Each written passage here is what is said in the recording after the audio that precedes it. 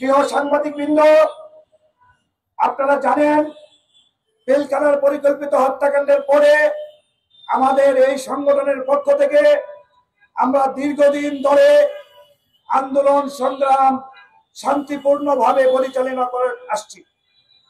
কিন্তু আমরা বিভিন্ন সময় সরকারের বিভিন্ন মহলের সাথে যোগাযোগ করেও আমরা আশানুরূপ কোনো ফল পাইনি।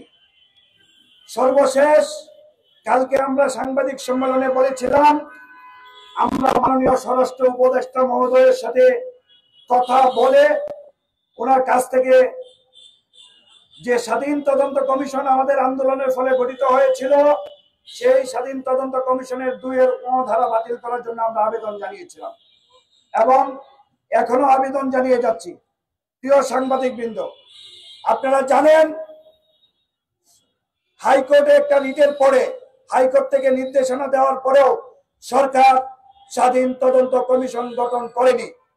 আমাদের আন্দোলনের ফলে স্বাধীন তদন্ত কমিশন গঠিত হয়েছে, কিন্তু এই স্বাধীন তদন্ত কমিশনকে 2-এর ধারা মোতাবেক ধারা দিয়ে তাদেরকে পরাধীন করে রাখা হয়েছে।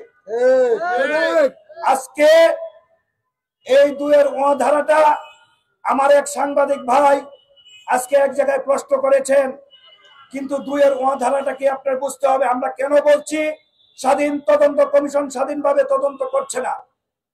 আপনাকে যদি বলা হয় ঢাকা ইউনিভার্সিটি এলাকায় ঢুকতে পারবেন না, তাহলে তো আপনি প্রবেশাধিকার নিষিদ্ধ, ওখানে তো কিছু বলতে পারবেন না।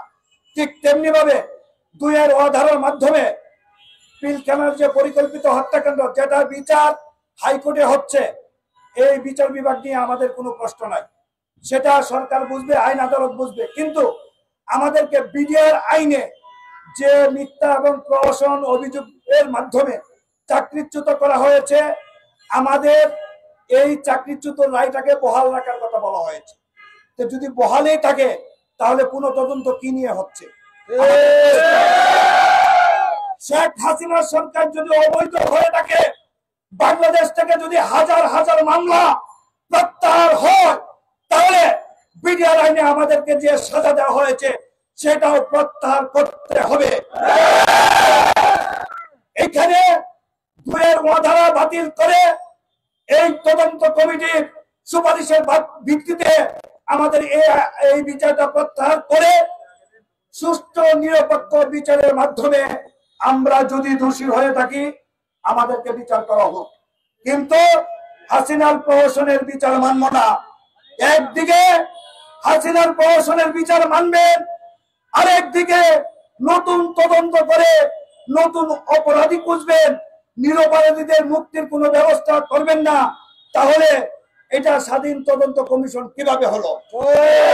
আমি সাংবাদিক ভাইদের সামনে সুস্পষ্ট করে বলতে চাই, পুনঃ তদন্ত শব্দের অর্থ কি? পুনঃ তদন্ত শব্দের অর্থ হলো পুনরায় তদন্ত করা। পুনরায় তদন্তের মাধ্যমে যারা দোষী আছে, আইনের আওতায় আসে নাই, তাদেরকে যেমন খুঁজে বের করতে হবে, ঠিক তেমনি ভাবে যারা নির্দোষ তাদেরকেও ওই বিচার থেকে অব্যাহতি দিতে হবে। একতরফা পুনঃ তদন্ত আমরা মানি না।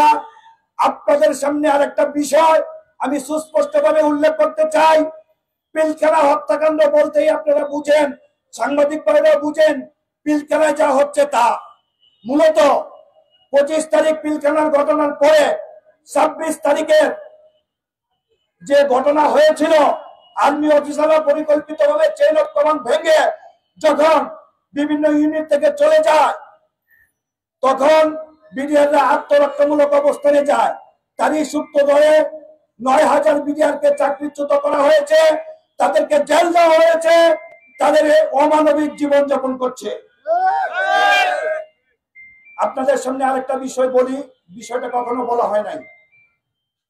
26 তারিখের পরে ঢাকার বাইরে এবং ঢাকাতে সরকার আমাদের নামে একটা মামলা করে, যেটা হইল রাষ্ট্রদ্রোহ মামলা।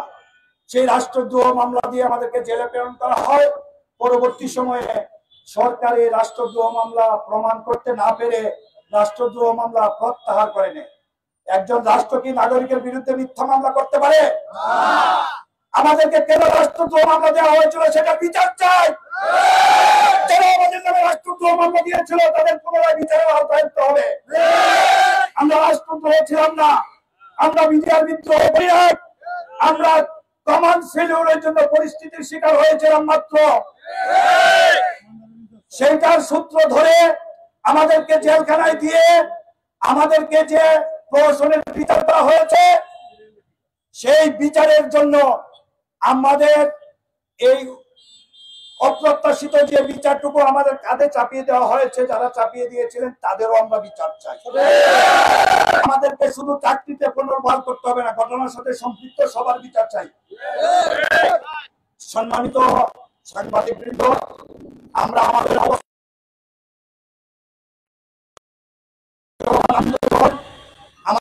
শান্তিপূর্ণ অবস্থান কর্মসূচি অব্যাহত থাকবে। পাশাপাশি আমি আরেকটা তথ্য আপনাদেরকে দিতে চাই। আপনারা সাংবাদিক, সাংবাদিক হলো সমাজের দর্পণ, সমাজের চোখ। আপনারা কি আজ পর্যন্ত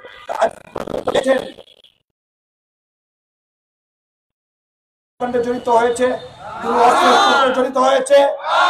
আমাদের দীর্ঘ 16 বছরের আশা, দীর্ঘ 16 বছরের লালিত স্বপ্ন শেখ হাসিনা পতনের পরে এই আমাদের কাছ থেকে বিডিআর বিদ্রোহের যে তকমা দেওয়া হয়েছে সেটা মুক্ত হতে চাই। সেগুলোর আমরা বিচার চাই।